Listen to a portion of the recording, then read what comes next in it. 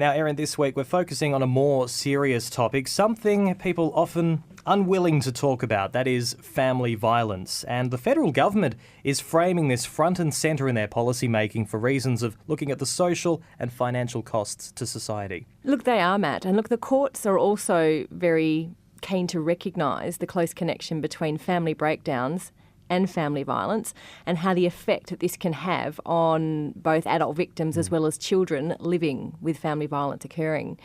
Now, protecting family members and particularly children from the effects of family violence is central to all the determinations that the court makes when they make parenting orders in the best interest of the children.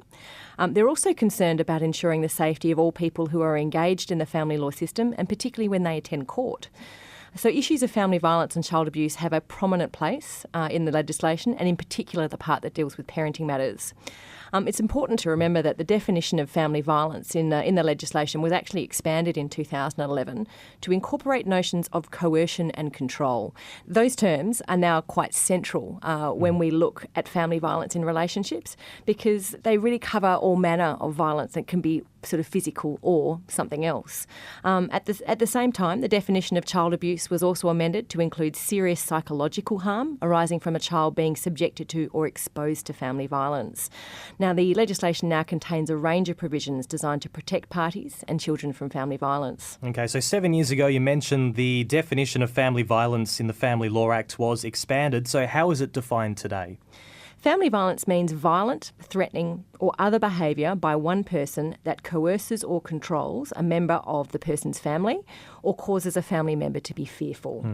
Now, a child is exposed to family violence if that child sees or hears family violence or otherwise experiences the effects of family violence. We find that the legislation actually provides us with a list of examples which give people a bit of a guide on what family violence includes. And that can include things like assault or sexual assault, repeated derogatory taunts, intentionally damaging or destroying property. One of the more common ones we find is unreasonably denying a family member financial autonomy that they would otherwise have had, or unreasonably withholding financial support. Now, the way that family violence manifests in families is actually quite broad. It can actually be amongst adult partners or their ex-partners. It can be abuse or neglect to children by an adult.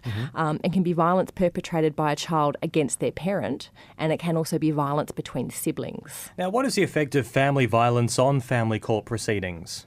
Look, family violence can affect not only a person's safety, but it also, we've found, can affect their readiness to take action in a family law matter, can affect their willingness to come to the court and participate in court events. And it also really affects their ability to achieve settlement of their dispute through meaningful negotiations. What is important to remember is that family violence can be perpetrated by a male, a female, or a child. And we often find that women are more likely than men to reveal and discuss the extent to which they've exposed to family violence, and men are less so, unfortunately. It really is a very important and serious issue, Matt, and we therefore encourage our clients to be as open and honest as possible. After all, we are here to help, not judge. Always great to get your expertise on a very serious topic there. If people want to find out more information about Dimond Family Lawyers and seeking a consultation, where can they go? Our website is at www.dfl.com.au, and there's actually quite a lot of information there that your listeners will find helpful. Alternatively, we offer 15-minute free telephone consultations to potential clients, following which, if it's necessary, we can organise a 1-hour fixed fee consultation, following which there's no obligation to come on as a client. But obviously, if there is more information or more advice that's required, then we can always discuss how that can happen.